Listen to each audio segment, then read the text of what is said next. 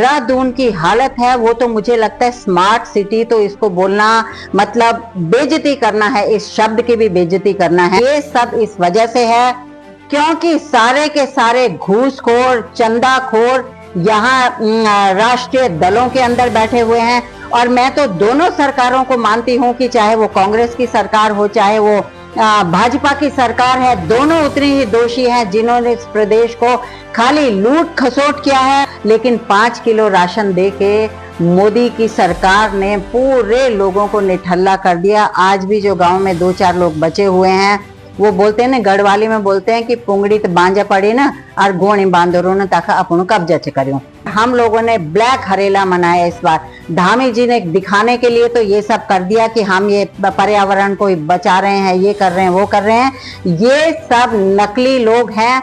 इतना लकड़ी यहाँ से चोरी हो रहा है, इनके सबके मकान बन रहे हैं, उसमें चाहे पुष्कर धामी जी का मकान बन रहा हो यहाँ डिफेंस कॉलोनी में, या इनके मंत्री संतरियों के मकान बन रहे हो। यहाँ पर लिव इन रिलेशनशिप, यहाँ पर ठेके, हर 10 कदम के बाद मुझे तो लगता है कि हर 2 किलोमीटर में यहाँ पर ठेके खोल दिए गए हैं शराब के।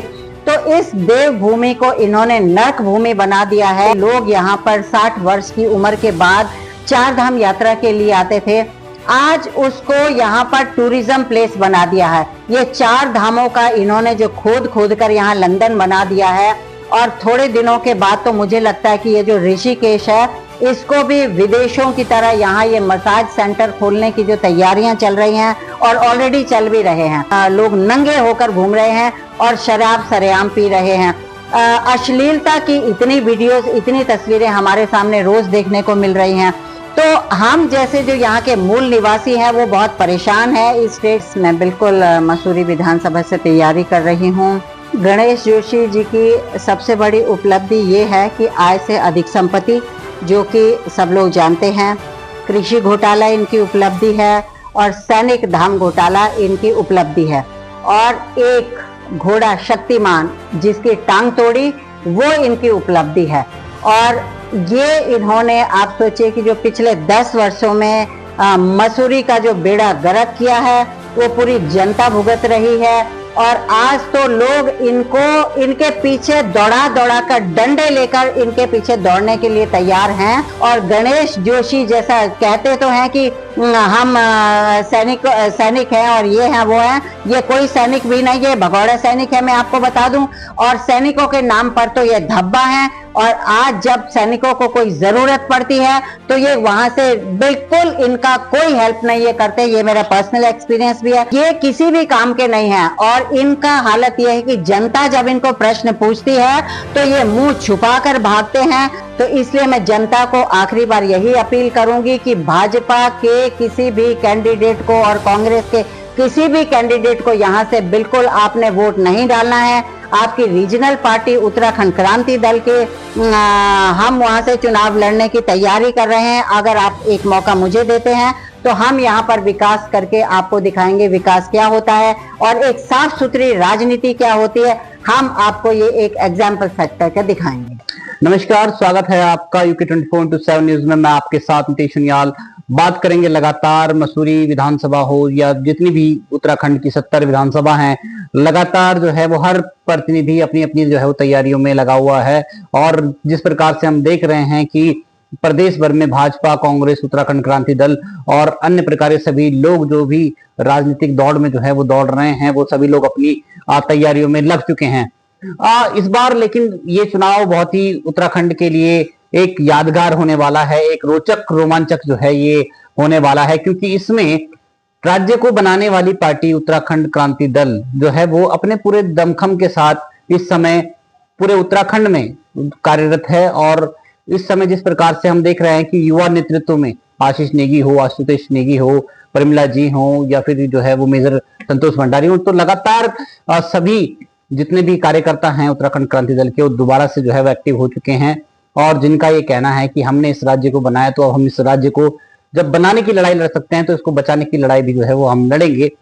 आज हम एक ऐसी शख्सियत से आपको रूबरू कराने जा रहे हैं जिन्होंने कर पहले देश की सेवा करी और उसके बाद अब रिटायरमेंट के बाद जनता की सेवा का प्रण लेकर मसूरी विधानसभा से जो है वो संभावित प्रत्याशी के तौर पे जो है वो उत्तराखंड क्रांति दल से उतर रही हैं। तो आपसे जान मिलवाने का प्रयास करेंगे अपने चैनल के माध्यम से कि क्या कुछ उनका जो है वो सफर रहा है और आगे क्या कुछ वो करना चाहती हैं। तो आइए आपको जो है रूबरू कराते हैं मेजर संतोष भंडारी से। स्वागत है मैम आपका। थैंक यू, बहुत बहुत धन्यवाद।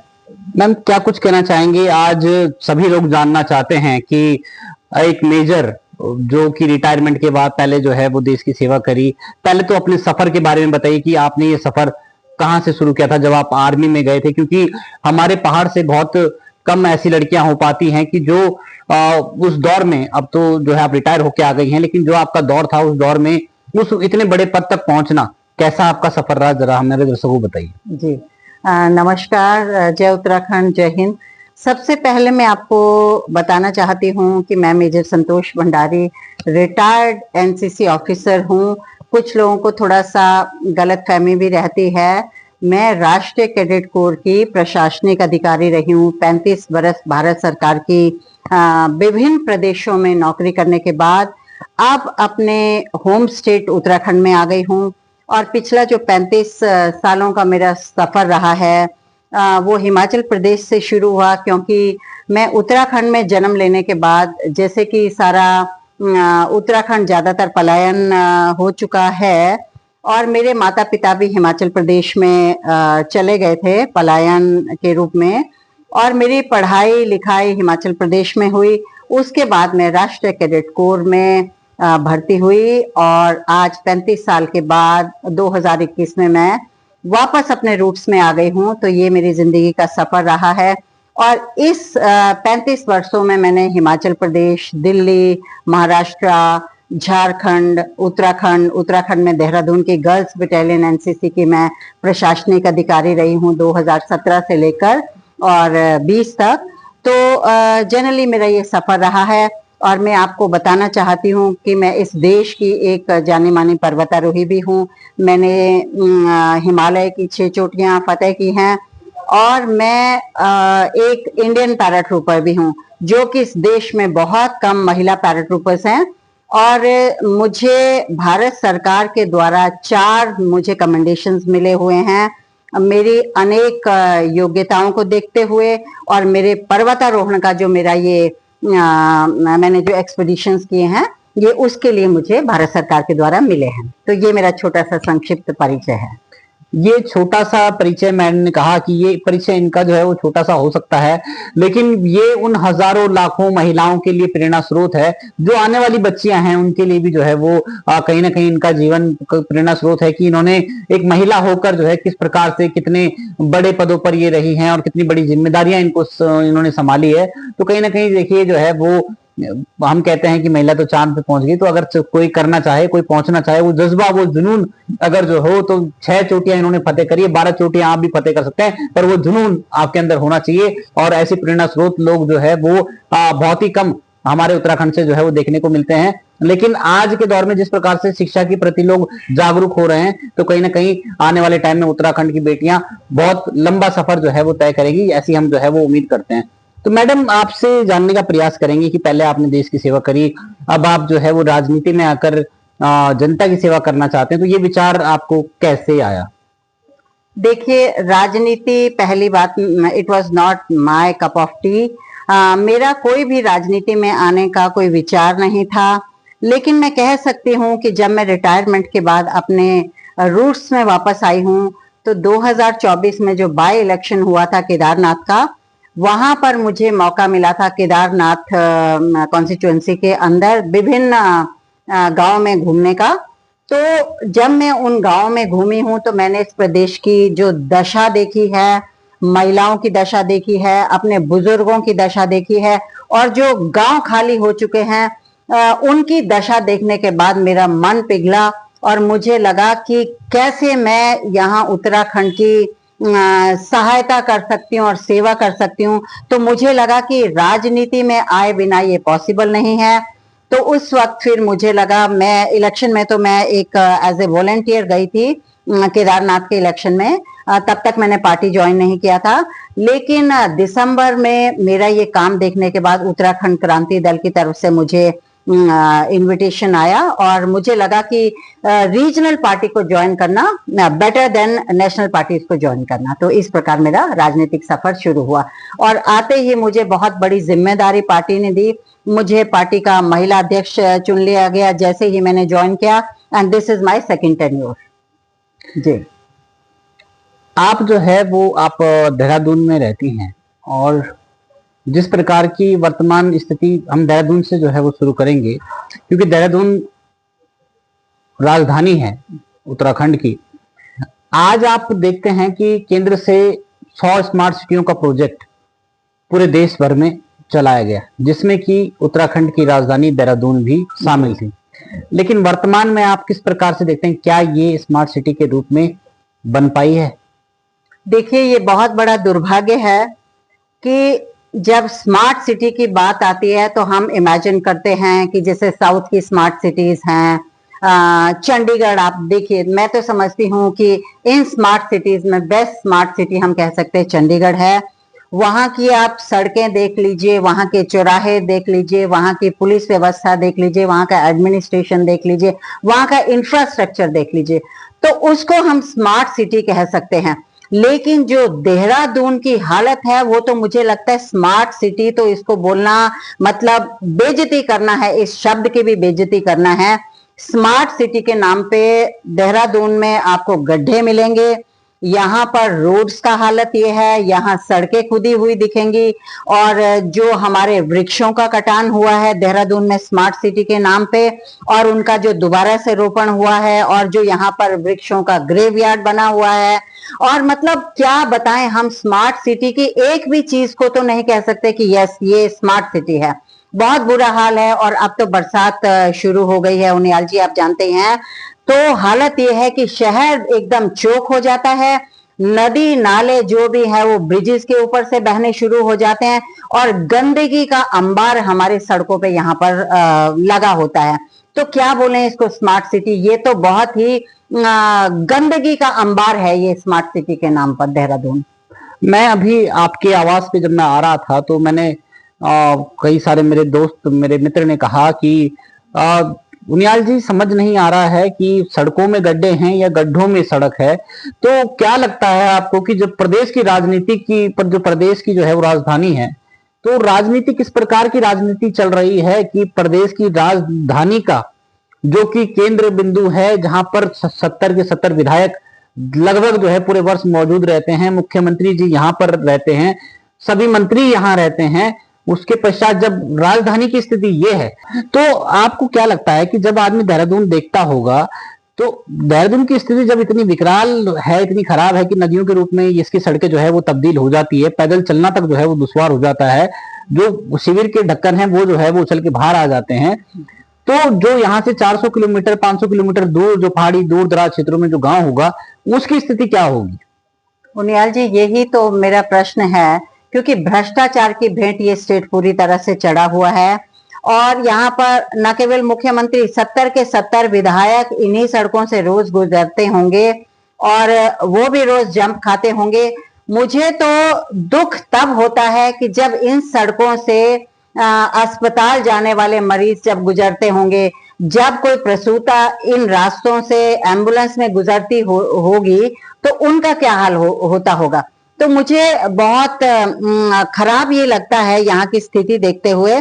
तो मैं यही कह रही हूँ ना कि भ्रष्टाचार इतना है कि जब एक स्टेट की राजधानी का ये हालत है तो आप इमेजिन करिए कि दूर दराज ये प्रदेश तो पहाड़ी प्रदेश है और गांव गांव में मतलब आप समझिए कि सड़कों का क्या हाल है। रोज आप सोशल मीडिया पे हजारों रोड्स का ये हालत देखते हैं, हजारों बच्चे आज भी बिना सड़कों के नदी जो क्रॉस करते हैं वो झूला पुल से, और झूला पुल भी आप सोचिए कि बच्चे खींच रहे हैं।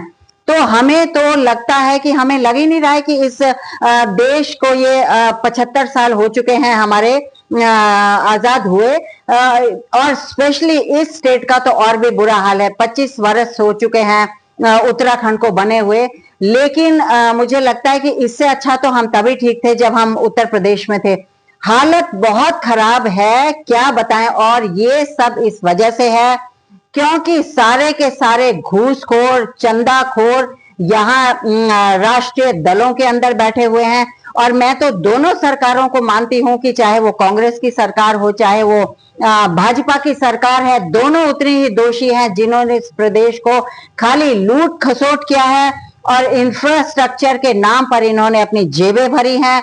यहाँ मंत्री, संतरी और एडमिनिस्ट्रेटर्स की जेबें भरी गई हैं, लेकिन जनता आज भी अपने बेसिक हक के लिए लड़ाई लड़ रही है। देखिए, हम रहते शहरों में हैं क्योंकि हमें शिक्षा, स्वास्थ्य, रोजगार के लिए आना पड़ा, क्योंकि पलायन जो है वो मुख्य कारण है। और पलायन मुख्य कारण इसलिए है क्योंकि कहीं ना कहीं शिक्षा हो, स्वास्थ्य हो, रोजगार हो, सड़क हो, सभी चीजें नहीं हो पाती है। क्या मानते हैं आप पलायन का मुख्य कारण कि वर्तमान में जो है उत्तराखंड के जो गांव जितना ज्यादा शिक्षित हुआ वो उतना ज्यादा जो है वो पलायन कर गया, इसका मुख्य कारण क्या मानते हैं आप तो हिमाचल में भी रहेंगे। देखिए, सबसे बड़ा दुर्भाग्य हमारे इस पहाड़ी प्रदेश का यही है कि गांव हमारे खाली हो चुके हैं, जंगल हमारे बिक चुके हैं और भू माफिया का कब्जा पूरे प्रदेश में हो चुका है। तो गांव खाली होने का सबसे बड़ा कारण तो एक तो ये है कि वहां पर कोई स्कूल्स, जितने भी सरकारी स्कूल हैं, धीरे धीरे सब बंद होते जा रहे हैं। स्वास्थ्य सुविधाएं न होने के कारण फिर वहां पर कोई स्वरोजगार नहीं है, कोई रोजगार नहीं है। तो आप बताइए, एक परिवार को खाने के लिए या अपने पेट भरने के लिए कुछ तो रोजगार चाहिए है। तो जब गांव में रोजगार ही नहीं है तो कैसे होगा। और आप देखिए ना कि पुराने जमाने में तो हमारे बुजुर्गों ने भी कृषि की थी, लेकिन 5 किलो राशन दे के मोदी की सरकार ने पूरे लोगों को निठल्ला कर दिया। आज भी जो गांव में 2-4 लोग बचे हुए हैं, वो बोलते हैं ना, गढ़वाली में बोलते हैं कि पुंगड़ी तो बांजा पड़ी ना और गोणी बांदरो ने ताका अपनो कब्जा करियो। और दूसरा, आप देखिए, हमारा पड़ोसी राज्य है हिमाचल प्रदेश में, जहां मेरा बचपन भी गुजरा है, वहां पर आज भी किसान करोड़पति हैं। कैसे हैं? क्योंकि हॉर्टिकल्चर वहां पे बहुत फल फूल रहा है, एग्रीकल्चर फल फूल रहा है, हॉर्टिकल्चर यूनिवर्सिटीज हैं, फॉरेस्ट यूनिवर्सिटीज हैं, देन उसके बाद एग्रीकल्चर यूनिवर्सिटीज हैं। लेकिन उत्तराखंड में ग्रामीणों को कृषि के लिए या बागवानी के लिए क्या यहाँ पर प्रोजेक्ट्स हैं, सबसे पहली बात। और बाहर के लोग तो आकर यहाँ पर खेती बाड़ी बागवानी कर रहे हैं, लेकिन जो अपने मूल निवासी हैं वो आज ये सबसे वंचित हैं। और दूसरा सबसे बड़ी बात ये है ना कि गांव खाली तो इन्होंने करवा दिया, ये एक सोची समझी साजिश थी। इसीलिए इन्होंने यहाँ पर स्वरोजगार नहीं दिया, इसीलिए इन्होंने यहाँ पर अस्पताल नहीं दिए। और जो आज छोटे छोटे केंद्र भी हैं वो सारे के सारे रेफरल सेंटर बने हुए हैं। आज किसी एक बच्चे को अगर चोट लग जाए तो टांके लगाने के लिए यहाँ पर ना तो औजार है, ना इक्विपमेंट है, और ना यहाँ दवाइयां हैं, ना यहाँ डॉक्टर हैं। क्योंकि हम लोग तो यहाँ, मैं तो गांव गांव घूमती हूँ, पिछले 2 सालों से मैं तकरीबन कुमाऊं और गढ़वाल के ज्यादातर गांव भ्रमण कर चुकी हूँ, और हालत सभी की यही है। सारे घरों में ताले लगे हुए हैं और बहुत तकलीफ होती है मुझे, उनियाल जी, जब मैं गांव गांव घूमती हूँ तो मुझे बहुत तकलीफ होती है ये देखकर कि क्या ये गांव हिमाचल की तरह विकसित नहीं हो सकते थे। लेकिन जो हमारी सरकारें रही है उनकी विल नहीं थी यहाँ के लोगों को डेवलपमेंट के लिए, और आज भी यही हाल है। कहने को तो ये कह रहे हैं जी कि हम देख रहे हैं कि अभी केदारनाथ में कह रहे हैं जी प्रोजेक्ट आ रहे हैं वहां पर रोपवे। भाई, रोपवे किसके लिए आप बनाना चाह रहे हैं? अभी मसूरी क्षेत्र में ही पता चला कि यहाँ फिर से एक रोपवे की तैयारियां चल रही है। हम कह रहे हैं पहाड़ों की खुदाई मत कीजिए, ओरिजिनल जो हमारे रास्ते हैं उनको वैसे रहने दीजिए। और रोपवे बनने के बाद आप सोचिए ना, इनकी तो जेबें भराई हो रही है। कंपनीज जो बाहर से आ रही हैं वो रोपवे बनाकर यहाँ लाखों करोड़ों रुपया कमाएंगे, और यहाँ पर ये जो ट्रैफिक जाम और ये सब जो हमारी जो वैसे ही ऑलरेडी प्रॉब्लम्स चल रही हैं मसूरी और इस क्षेत्र की, तो इनको क्यों ये बढ़ावा दे रहे हैं? बढ़ावा इसलिए दे रहे हैं कि ठेकेदारी प्रथा यहाँ पर चल रही है, ठेकेदारों से पैसा खाकर इनकी अपनी जेबें भर रही हैं। तो सबसे बड़ा कारण ये है, और इसीलिए हमारे पूरे के पूरे गांव खाली हो गए हैं। और इसीलिए मैंने सोचा कि हम लोग राजनीति में आए हैं, तो अगर हमको उत्तराखंड की जनता विधानसभा पहुंचाती है तो हम रिवर्स पलायन इस स्टेट में करेंगे। और अपने बहुत हमारे भाई लोगों से जब मैं बाहर मिलती हूँ, दिल्ली, बॉम्बे और बाहर मिलती हूँ, तो उनका दुख यही है कि दीदी, अगर हमें अपने राज्य में नौकरी मिल जाए तो हमें बाहर लोगों के काम करने की क्या जरूरत है। तो इसके लिए उनियाल जी हम जरूर काम करेंगे। क्या मानते हैं आप कि सरकार की कथनी और करनी में जो है वो बहुत बड़ा फर्क जो है वो देखा जाता है। और जिस प्रकार से हम देखते हैं कि अभी हाल ही में ही हरेला पर्व जो है वो बड़े धूमधाम से मनाया गया। हर विधायक ने जो है वो अपनी फोटो डाली, हर मंत्री ने अपनी फोटो डाली, हर जो है यहाँ के मुख्यमंत्री ने जो है वो देखिए एक पेड़ माँ के नाम, एक छोटा सा पेड़ तो माँ के नाम, लेकिन जो पेड़ 50 साल 100 साल का है वो जो है वो मुख्यमंत्री मंत्रियों और विधायकों के घरों के नाम। क्या कहेंगे इसको लेकर? जी, आप लोगों ने देखा ही होगा कि पिछले कुछ दिनों से मैं 5 जुलाई से वहां पर ऋषिकेश का जो 7 मोड़ है, सबसे खूबसूरत इलाका ऋषिकेश का ये हुआ करता था, और वहां पर इन्होंने जो ये 3200 पेड़ काटने का जो मुहिम चला रखा है, जनता आक्रोशित थी और हम लोगों ने ब्लैक हरेला मनाया इस बार। धामी जी ने दिखाने के लिए तो ये सब कर दिया कि हम ये पर्यावरण को बचा रहे हैं, ये कर रहे हैं, वो कर रहे हैं। ये सब नकली लोग हैं और ये प्लास्टिक के बाल्टियों में, प्लास्टिक के गमलों में पौधे लगाने वाले ये लोग हैं। और आप क्या समझते कि इन्होंने ये जो लाखों रुपए के यहाँ पौधों के नाम पे जो इन्होंने जो हेरा फेरियां की हैं, इनके अगर कोई, मैं तो जनता आप लोगों को कहना चाह रही हूं कि आप जरा आरटीआई के द्वारा इनसे ये पूछा जाए कि धामी सरकार ने पिछले 4.5 साल में कितने पौधे लगाए और कितने उसमें से जीवित हैं और कितने करोड़ रुपए के इनके बिल्स आए हैं। तो ये झूठे हैं। वो तो जनता ने जाकर इतने दिनों से दिन रात, और उत्तराखंड क्रांति दल की तो आपने देखा होगा, हमारी प्रमिला बहन और हमारे डॉक्टर सौम्या चौधरी और मैं स्वयं, मेरे साथ आशुतोष नेगी भाई, आशुतोष पुनेठा जी, हम लोग तो उस दिन वहां पहुंच गए थे जब 160 ही पौधे कटे थे। और परसों भी हम हरेला वाले दिन वहां पूरा दिन थे, और मैंने तो वहां पर वो जो बरगद का पेड़ है, जो कि मुझे लगता है कि कम से कम 200 साल पुराना बरगद का पेड़ है, तो मैंने लोगों को आह्वान किया कि तुम, बरगद तो ब्रह्मा का जो निवास होता है वो होता है, और कहाँ चले गए हैं ये हिंदू संगठन जो बरगद की पूजा करते हैं? कहाँ चले गए ये 4 धाम के पंडे? क्यों नहीं इन्होंने उस बरगद के पेड़ के लिए कोई आवाज उठाई? तो ये खाली दिखावा है इनका, एक पेड़ माँ के नाम, लेकिन फिर हजारों पेड़ इनके खुद के नाम। और ये लकड़ियां, कोई इनसे पूछे कि ये लकड़ियां कहाँ जा रही हैं, इनका कौन से स्टोर में ये लकड़ियां हैं? हम जनता को कहेंगे जरा इनसे पूछा जाए कि कौन से स्टोर में ये लकड़ियां रखी गई हैं, जो मुझे तो लग रहा है अभी आज ही पता चला है कि वो उसको रोक दिया गया है। अब 3200 में मुझे लगता है 3000 पौधे तो ऑलरेडी कट चुके हैं, मुश्किल से 200 पौधे कटने के लिए रह गए होंगे। तो ये सब के सब जितना लकड़ी यहाँ से चोरी हो रहा है, इनके सबके मकान बन रहे हैं, उसमें चाहे पुष्कर धामी जी का मकान बन रहा हो यहाँ डिफेंस कॉलोनी में, या इनके मंत्री संतरियों के मकान बन रहे हो, या एडमिनिस्ट्रेटर्स के मकान बन रहे हो, ये सारी लकड़ी वहां पर सप्लाई हो रही है। और बची खुची जो लकड़ियां हैं, हमें पता चला कि रामदेव की रसोई में यह पहुंचती हैं। तो मैं जनता को यही कहना चाहती कि आप लोगों ने जिस प्रकार से ये जो आवाज उठाई थी उत्तराखंड के 7 मोड़ पर, जो ये कार्यक्रम हम लोग पिछले काफी दिनों से कर रहे हैं, मैं आप सभी का भी बहुत धन्यवाद करना चाहूंगी। और मैं ये कहना चाहूंगी कि कहीं पर भी ये इस प्रकार की जो कहते तो है ना कि हमने विकास के लिए, ये कोई विकास नहीं हो रहा है, ये विकास हो रहा है तो सिर्फ यहाँ के 70 विधायकों का विकास हो रहा है, और या यहाँ पर जितने भी ये एडमिनिस्ट्रेटर्स हैं, सिविल सर्वेंट्स हैं, ये उनका विकास हो रहा है। हाँ, इसी को हम जो है, जो हमारा टॉपिक चल रहा है कथनी और करनी में जो है हम फर्क देखते हैं। क्या लगता है आपको कि एक तरफ सरकार जो है केंद्र से लेकर राज्य तक बड़े बड़े जो है वो होल्डिंग लगाती है कि बेटी बचाओ बेटी पढ़ाओ, लेकिन हम देखते हैं कि जैसे अंकिता भंडारी जैसे हत्याकांड में हमने देखा कि जब हजारों युवा सड़कों पर बैठ गए, जब उन्होंने जो है कई दिनों तक अनशन किया, और जब आपके गले गले आई, तब जाके आपने सीबीआई जांच की संस्तुति दी, और वो भी जो है अभी तक पता नहीं है कि कहाँ है। क्या कहेंगे इसको लेकर? देखिए, ये स्टेट पूरी तरह से, पहली बात तो क्रिमिनल स्टेट बन गया है। ये बेटी बचाओ बेटी पढ़ाओ का जो भी नारा है, ये बिल्कुल टोटली फ्रॉड है। बेटियों की इनको चिंता नहीं है। और धामी जी ने तो इस प्रदेश को महिलाओं का जो उत्पीड़न हो रहा है और महिलाओं के साथ में जो अत्याचार हो रहा है, उसमें नंबर 1 कर दिया है। तो इनके हाथ से तो लॉ एंड ऑर्डर बिल्कुल खत्म है। और आए दिन आप लोग खुद देखते होंगे कि देहरादून में रोज गोलियां चल रही हैं। यहाँ अक्सर हर तीसरे दिन यहाँ कोई ना कोई खबर आ रही है महिलाओं से रिलेटेड।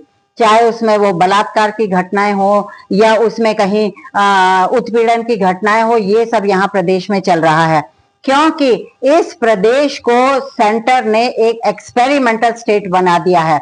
यहाँ पर लिव इन रिलेशनशिप, यहाँ पर ठेके, हर 10 कदम के बाद मुझे तो लगता है कि हर 2 किलोमीटर में यहाँ पर ठेके खोल दिए गए हैं शराब के। तो इस देवभूमि को इन्होंने नरक भूमि बना दिया है। और ये ज्यादातर ठेके किसके हैं? इन्हीं के मंत्री संतरियों के। अब जब जनता इनका विरोध करती है तो जनता पर लाठीचार्ज होता है। तो क्या ये देवभूमि जो हमने जो प्राचीन काल से ही, आप देखिए, लोग यहाँ पर 60 वर्ष की उम्र के बाद 4 धाम यात्रा के लिए आते थे, आज उसको यहाँ पर टूरिज्म प्लेस बना दिया है। ये 4 धामों का इन्होंने जो खोद खोद कर यहाँ लंदन बना दिया है। और थोड़े दिनों के बाद तो मुझे लगता है कि ये जो ऋषिकेश है, इसको भी विदेशों की तरह यहाँ ये मसाज सेंटर खोलने की जो तैयारियां चल रही हैं और ऑलरेडी चल भी रहे हैं। तो देवभूमि को आप देखिए ना, इन्होंने क्या हालत कर दी। गंगा के किनारे पर यहाँ पर शराब की बोतलें, लोग नंगे होकर घूम रहे हैं और शराब सरेआम पी रहे हैं। अश्लीलता की इतनी वीडियोस, इतनी तस्वीरें हमारे सामने रोज देखने को मिल रही हैं। तो हम जैसे जो यहाँ के मूल निवासी हैं वो बहुत परेशान है इस स्टेट में कि ये हो क्या रहा है। हमारी संस्कृति के साथ में यहाँ पर खिलवाड़ हो रहा है और बेटियों का तो यहाँ पर बाहर निकलना मुश्किल हो गया है, बुजुर्गों का यहाँ बाहर निकलना मुश्किल हो गया है। आए दिन यहाँ पर गोलीकांड हो रहे हैं और पिछले दिनों में उनियाल जी आपने देखा भी होगा कि हमारे ब्रिगेडियर साहब को भी गोली लगी है। और आप ये समझ लीजिए ना कि सुबह सुबह 5 बजे 6 बजे कोई व्यक्ति वॉक के लिए निकलता है और सर, मतलब आप सोचिए कि गुंडों ने इतने यहाँ पर उदंड मचा दिया है कि कहीं से भी गोली निकल जाए। अब मेरे जैसा इंसान जो कि एक ट्रैकर है, जो कि एक वॉकर था, मतलब हमको तो अब बाहर निकलते हुए भी डर लगता है और बेटियां यहाँ पर सुरक्षित नहीं है। और सबसे बड़ी हालत यह है कि पुलिस के भी ये कंट्रोल में नहीं है।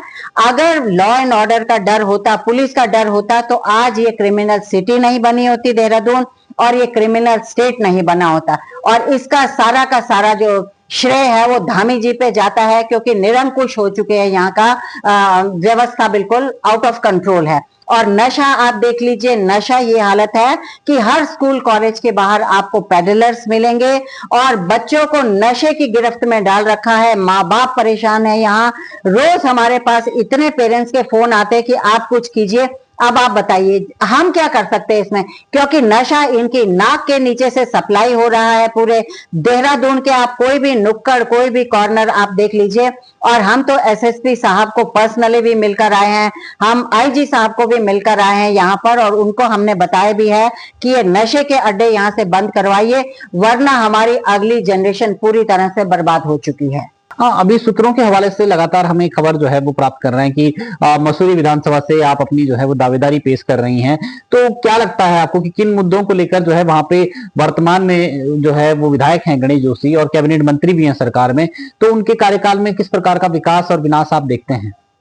देखिए, यस, मैं बिल्कुल मसूरी विधानसभा से तैयारी कर रही हूँ और मुझे लगता है कि पिछले 15 साल में मसूरी वो शहर है जो कि अंग्रेजों ने बसाया था और 200 साल पुराना शहर है। न केवल भारतवर्ष में बल्कि पूरे विश्व में जो मसूरी है वो एक बड़े मानचित्र में आता है। लेकिन आज उस अंग्रेजों के बसाए हुए शहर की क्या दुर्दशा हो रही है, अंग्रेज भी आकर यहाँ पर रोते हैं कि एक वैसा शहर था जो कि बिल्कुल फॉरेन की तर्ज पे बनाया गया था और एक ग्रीष्म काल में लोग यहाँ पर घूमने आया करते थे। लेकिन आज हालत यह है कि मोदी जी ने दिल्ली से देहरादून की सड़क तो बना दी 2.5 घंटे में, लेकिन देहरादून से मसूरी पहुंचते हैं 5 घंटे में। तो हालत यह है, रोड्स की कंडीशन इतनी खराब है। और अंग्रेजों के टाइम की जो रोड्स बनी हुई है वो आज भी बिल्कुल ठीक ठाक हालत में है, क्योंकि उन्होंने एक विजन के साथ में इस शहर को बसाया था। और आप देखिए, आज अगर अंग्रेज होते तो ये रेलवे लाइन जो हमारी अधूरी पड़ी हुई है वो ऊपर तक ट्रेन चली जाती। लेकिन ये लोग कोई विजनरी नहीं है, ये सिर्फ चोर दलाल हैं जो अपनी जेबें भरने के लिए यहाँ पर काम कर रहे हैं। शिक्षा का हालत ये है, मुझे पता चला है कि यहाँ का कॉलेज जो है, आई थिंक कल या परसों में ही इसको अपग्रेडेशन मिली है। तो और तहसील के नाम पे कब से इन्होंने सुना है कि पटाखे भी फोड़े, लड्डू भी बांटे हैं, लेकिन आज तक वो तहसील वहां पर बनी नहीं है। तो ये खाली कागजों में और दिखावे के लिए बहुत सारा ये पॉम्प एंड शो तो कर देते हैं, लेकिन जो जमीनी हकीकत है वो बिल्कुल अलग है और मसूरी की जनता जान गई है। आप देख रहे होंगे पिछले दिनों 200 दिन हो गए वहां पर वो जो हमारी गरीब बहनें पटरी वाली हैं वो बैठी हुई हैं। और आप देखिए कि जो मसूरी का जो हम कहेंगे ताज है, जॉर्ज एवरेस्ट, जॉर्ज एवरेस्ट की जमीन पर किसका कब्जा है? हम तो बोलेंगे भूमाफियाओं का ही, भूमाफिया ही हम इनको कहेंगे, जो वहां पर कब्जा करके बैठे हुए हैं। जो हमारे चरागाह थे वहां पर इन्होंने टोल लेना शुरू कर दिया। वहां पर ये लोग टूरिस्ट जब आते हैं उनसे इतना पैसा ठगा जा रहा है, वहां पर पार्किंग इन्होंने बना दी है। तो पूरा मसूरी का इन्होंने बेड़ा गर्क करके रखा हुआ है इस वक्त। और टूरिस्ट जो हजारों रुपया खर्च करके इस मसूरी घूमने के लिए आता है, यहाँ से इतना डिसअपॉइंटमेंट टूरिस्ट को भी होता है और गालियां देकर यहाँ पर लोग जाते हैं। आप लोगों ने कितनी हजारों वीडियो यहाँ पर देखी होंगी। अब आप ये देखिए ना, इनके पास क्या, इन्होंने एक पार्किंग खोल दी है। वो बेचारे पार्किंग वाले रोते हैं कि मैडम सारी की सारी गाड़ियां सड़कों के किनारे खड़ी होती है मसूरी में, जिसके कारण जाम लग जाता है और पार्किंग का कोई फायदा नहीं। वो 4 किलोमीटर नीचे इन्होंने शहर से बना रखी है, उसका कोई इस्तेमाल नहीं कर रहा है। और आप देखिए ना, पूरा का पूरा मॉल रोड ऐसे ही भरा रहता है, कोई व्यवस्था नहीं है, कोई कंट्रोल नहीं है और एडमिनिस्ट्रेशन तो वहां पर भी फेल है। मैम, मसूरी शहर की बात करें तो विश्व प्रसिद्ध पर्यटन नगरी है और हमें बड़ा गर्व होता है कि हम पहाड़ों की रानी मसूरी में रहते हैं। लेकिन वहाँ की अगर देखिए स्वास्थ्य सुविधाएं एक बहुत मूलभूत सुविधाएं हैं, तो स्वास्थ्य को लेकर आप क्या कहना चाहेंगी? देखिए, मसूरी ऐसा टाउन है जहां से कि आसपास के बहुत सारे गांव कनेक्टेड हैं और गांव के लोगों को लगता है कि हम मसूरी जाकर अपना ट्रीटमेंट करेंगे, लेकिन हालत यह है कि वहां पर इक्विपमेंट ही नहीं है। तो मसूरी का जो अस्पताल है वो भी एक तरह से रेफरल सेंटर है। अब दूसरा ये भी बताना चाहेंगे कि वहां पर पता चला है कि सीटी स्कैन मशीन्स नहीं है, समटाइम ईसीजी मशीन्स काम नहीं करती हैं और जो डॉक्टर्स भी वहां पर हैं उनको भी कभी वीआईपी ड्यूटीज में लगा दिया जाता है। तो ये बहुत दुर्भाग्यपूर्ण ही है। और दूसरा, जिस प्रकार से यहाँ पर ये जो जैम की स्थिति है, अगर कोई हार्ट पेशेंट को वहां से देहरादून लेके आना हो तो आप सोचिए कि कैसे वो तो मुझे लगता है रास्ते में ही दम तोड़ देगा। और same way it goes to प्रसूताएं, अगर किसी को देहरादून लेके आना तो उनका तो बच्चा रास्ते में ही पैदा हो जाएगा इस प्रकार से। तो कोई भी स्वास्थ्य सुविधाओं के नाम पर तो न केवल मसूरी, पूरा उत्तराखंड ही रेफरल सेंटर बना हुआ है। और सबसे बड़ी बात यह है कि अस्पतालों में इक्विपमेंट नहीं होने के कारण, डॉक्टर्स नहीं होने के कारण इन्होंने ये जो प्राइवेट हॉस्पिटल्स खोल रखे हैं, आप लोग देखते हैं। और देहरादून में भी इतने बड़े बड़े इन्होंने प्राइवेट हॉस्पिटल इसीलिए खोले हैं कि इनकी कमाई हो सके और इनके जो सरकारी अस्पताल हैं ये बिल्कुल बंद हो जाए। तो ये नोइंगली ये सब कर रहे हैं। और गांव का तो खैर यहाँ हालत ही खराब है। जो हमारे छोटे स्वास्थ्य केंद्र भी होते हैं वहां का तो और भी बुरा हाल है, क्योंकि पिछले दिनों मैंने खुद भुगता है। अभी मेरे जब मैं यमुनोत्री यात्रा पर गई थी, हमारे साथ तो एक बहुत बड़ा हादसा हुआ और आप सोचिए 3 जगह हमको एम्बुलेंस बदलनी पड़ी और 3 रेफरल सेंटरों से होते हुए हमको सुबह यहाँ एक प्राइवेट हॉस्पिटल में आना पड़ा। तो ये हालत है, पूरे रास्ते भर में कहीं पर भी सुविधा नहीं है और हमारे ग्रामीण सबसे ज्यादा परेशान है इस स्वास्थ्य सुविधाओं को लेकर। और उनका यही हालत होता है कि अगर डॉक्टर हैं तो इक्विपमेंट नहीं, क्योंकि हमारी डॉक्टरों से भी बात होती है, वो भी यही कहते हैं कि मैडम हम यहाँ पोस्टिंग तो आ गए हैं, ये एक तरह से पनिशमेंट पोस्टिंग है। अब जो जनता आती वो तो डॉक्टरों को ही गाली देगी ना, तो उन्हें क्या पता कि सरकार ने यहाँ पर इक्विपमेंट नहीं रखे हैं, मेडिसिन नहीं रखी हैं। तो अब क्या किया जाए इस पर? हम तो कहते हैं, इसीलिए हमारा कहना है कि ये जितने आप लोगों ने जो ये मंत्री संतरी बनाकर भेजे हैं ये निकम्मे हैं और ये खाली अपनी जेब भराई कर रहे हैं इस प्रदेश में। और अब 2027 उत्तराखंड की जनता के लिए भी चैलेंज है कि आपने इनको बहुत मौका दे दिया, 25 साल दे दिया राष्ट्रीय पार्टियों को, और इन्होंने ना आपकी स्वास्थ्य सुविधाओं पे कोई काम किया, ना आपकी शिक्षा पर काम किया, ना आपके रोजगार के लिए काम किया, ना आपके पलायन के लिए काम किया। तो इस सरकार को यहाँ से बदलना है और इनको यहाँ से खदेड़ना है। और स्पेशली मैं तो जो ये यहाँ के एमएलए भी हैं, ये किसी भी काम के नहीं हैं, और इनका हालत यह है कि जनता जब इनको प्रश्न पूछती है तो ये मुंह छुपाकर भागते हैं। और गणेश जोशी जैसा कहते तो हैं कि हम सैनिक हैं और ये हैं वो हैं, ये कोई सैनिक भी नहीं है, भगौड़ा सैनिक है मैं आपको बता दूं। और सैनिकों के नाम पर तो ये धब्बा है, और आज जब सैनिकों को कोई जरूरत पड़ती है तो ये वहां से बिल्कुल इनका कोई हेल्प नहीं है करते। ये मेरा पर्सनल एक्सपीरियंस भी है, क्योंकि मैं पर्सनली भी इनको मिलके आई थी किसी लेडी के केस में, एक ऑफिसर की वाइफ के केस में। लेकिन ये इन्होंने तो मसूरी का जो बेड़ा गर्क किया है इनके राज में, और सतपाल महाराज जो टूरिज्म मिनिस्टर है, उन्होंने पूरे प्रदेश क्या कि पूरा मसूरी बेच डाला। क्या कहेंगे आप जो है वो, चलिए कार्य का जो है वो सब देखते हैं, आप मसूरी विधानसभा में लगातार इतने समय से घूम रही हैं, क्या उपलब्धि मानते हैं आप माननीय कैबिनेट मंत्री गणेश जोशी जी की? गणेश जोशी जी की सबसे बड़ी उपलब्धि ये है कि आय से अधिक संपत्ति, जो कि सब लोग जानते हैं, कृषि घोटाला इनकी उपलब्धि है, और सैनिक धाम घोटाला इनकी उपलब्धि है। और एक घोड़ा शक्तिमान जिसकी टांग तोड़ी, वो इनकी उपलब्धि है। और ये इन्होंने, आप सोचिए कि जो पिछले 10 वर्षों में मसूरी का जो बेड़ा गर्क किया है वो पूरी जनता भुगत रही है। और आज तो लोग इनके पीछे दौड़ा कर, डंडे लेकर इनके पीछे दौड़ने के लिए तैयार हैं।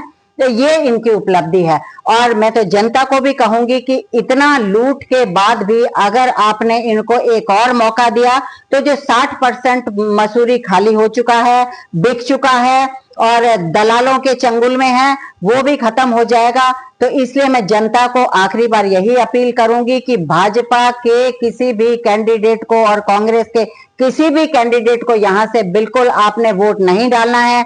आपकी रीजनल पार्टी उत्तराखंड क्रांति दल के हम वहां से चुनाव लड़ने की तैयारी कर रहे हैं। अगर आप एक मौका मुझे देते हैं तो हम यहाँ पर विकास करके आपको दिखाएंगे विकास क्या होता है और एक साफ सुथरी राजनीति क्या होती है। हम आपको ये एक एग्जाम्पल सेट करके दिखाएंगे। क्या कुछ कहना चाहेंगे, अपील, लास्ट अपील जो है वो क्या करना चाहेंगे? सभी विचार जो है वो आपने अपने रखे हैं, तो मसूरी विधानसभा और उत्तराखंड की जनता से किस प्रकार की अपील आप करना चाहेंगे?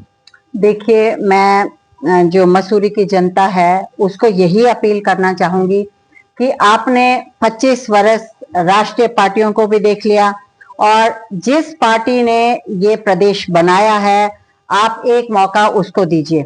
और मैं तो यूनिफॉर्म सर्विसेज करके आई हूँ, ना तो मैं झूठ बोलती हूँ और ना मुझे लपेटना आता है।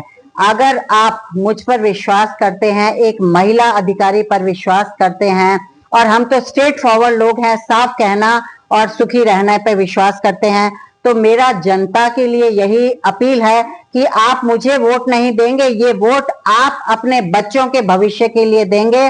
और हम जैसे पढ़े लिखे लोग और एक साफ छवि के लोग, और हमारे पास कोई ब्लैक मनी नहीं है जो हमने कहीं से कमा रखा है, हम भारत सरकार की पेंशनर हैं हम तो, और हमारे पास जो भी थोड़ा बहुत पैसा खर्च करने को होगा, ना हम शराब की राजनीति करेंगे, ना हम कोई आप लोगों को गिफ्ट देंगे, और ना हम आपको साड़ियां देंगे, ना हम आपको बर्तन देंगे, ना हम आपको ढोलकी चिमटा देंगे। आपको अगर संतोष भंडारी को वोट डालना है तो आप अपने बच्चों के नाम पर वोट डालेंगे, ताकि आपके बच्चों का भविष्य उज्जवल रहे, भविष्य में उनको रोजगार मिल सके, इस प्रदेश का कुछ भला हो सके। तो मैं आप लोगों को यही अपील करना चाहूंगी। और दूसरा मैं ये भी कहना चाहती हूँ कि टाइम बहुत कम रह गया है और बहुत बड़ी विधानसभा है, तो हो सकता है मैं आप लोगों के एक एक को शायद मिलना मेरे लिए मुश्किल हो जाएगा, लेकिन बहनों भाइयों, आप जानते हैं कि मैं सोशल मीडिया पे बहुत एक्टिव रहती हूँ, और आप लोगों की आवाज में हमेशा, जो भी प्रदेश के मुद्दे हैं उस पर मैं हमेशा आवाज उठाती रहती हूँ। तो आप कृपया मुझसे सोशल मीडिया के माध्यम से भी जुड़िए और आपके जो भी मुद्दे हैं आप सोशल मीडिया के थ्रू भी मुझे दे सकते हैं। और मेरा नंबर तो तकरीबन हर मेरी पोस्ट में अवेलेबल होता है, आप मुझसे संपर्क कर सकते हैं। और उनियाल जी, मैं आपका बहुत बहुत धन्यवाद करना चाहती हूँ, आपके चैनल का भी, कि आपने इतना समय हमें दिया है और हमारी जो आवाज है पूरे न केवल मसूरी विधानसभा बल्कि पूरे प्रदेश में उठा रहे हैं। आपका बहुत बहुत धन्यवाद। धन्यवाद। तो ये थी हमारे साथ मेजर संतोष भंडारी, जो कि मसूरी विधानसभा से प्रत्याशी हैं और उत्तराखंड क्रांति दल से ये लड़ रही हैं। इन्होंने स्पष्ट रूप से कहा कि पहले हमने राष्ट्र की सेवा करी और वो भी दिल से और ईमानदारी से, और साथ ही इन्होंने कहा कि अब हम जो है अपने प्रदेश की और मसूरी विधानसभा की सेवा करना चाहते हैं और जनता अगर उनको मौका देगी तो वो बिना बेईमानी के, बिना भ्रष्टाचार के जनता की जो है वो सेवा करने का काम करेंगी। साथ मैं आपसे एक चीज और भी कहना चाहूंगा कि देखिए, सबके विचार रखना, सबके विचार सुनाना जो है ये हमारा जो है कर्तव्य है और हमने प्रयास किया कि ये संभावित प्रत्याशी हैं, आगे और भी प्रत्याशी होंगे तो उनका भी जो है वो संदेश क्या होता है वो आप तक पहुंचाने का प्रयास करेंगे। लेकिन इन्होंने स्पष्ट रूप से कहा है कि आप वोट इस बार किसी व्यक्ति को या किसी प्रत्याशी को या किसी पार्टी को मत कीजिए, आप वोट विकास को कीजिए, अपने बच्चों की सुरक्षा कीजिए। जिस प्रकार से एक हफ्ते में 5-5 मर्डर जो है वो यहाँ देहरादून में हो रहे हैं, टॉप 10 क्राइम सिटी में जो है वो आ चुका है, यहाँ की नदी नालियां उफान पे आती हैं, सड़कें जो है नदी के रूप में बदल जाती हैं, ये सबको दिख रहा है। और किसने क्या किया है क्या नहीं, मसूरी विधानसभा में कितना विकास हुआ है, कितना विनाश हुआ है, ये भी आप सबको पता है। और उत्तराखंड के अंदर भी कितना विकास हुआ है, कितना विनाश हुआ है, ये भी आप सभी को पता है। ये बताने की आवश्यकता नहीं है, लेकिन आवश्यकता है वाकई में कि आपका समय निकल चुका है, लेकिन आने वाला भविष्य जो आपके बच्चों का है, अब वो किस प्रकार से जो है वो आप गांव में खेती बाड़ी करके अपने बच्चों को देहरादून भेज रहे हैं, लेकिन वो भी इस क्राइम की भेंट चढ़ जाएगा, वो भी इस पेपर लीक की भेंट चढ़ जाएगा, वो भी इसी प्रकार से जो है वो कल के दिन आत्महत्या करने में मजबूर होगा। तो कहीं ना कहीं ये सवाल जो है वो लगातार उठ रहे हैं। तो हमने प्रयास किया कि हम जो है वो इनकी आवाज आप तक पहुंचा पाए और लगातार हमारे साथ बने रहिए। मसूरी विधानसभा और बाकी विधानसभाओं के संभावित प्रत्याशियों से जो है वो हम आपको रूबरू कराते रहेंगे। आपने अपना इतना कीमती समय हमको दिया, उसके लिए आपका बहुत बहुत धन्यवाद और आभार। मैं नितेश सुनियाल, UK 24/7 न्यूज, देहरादून।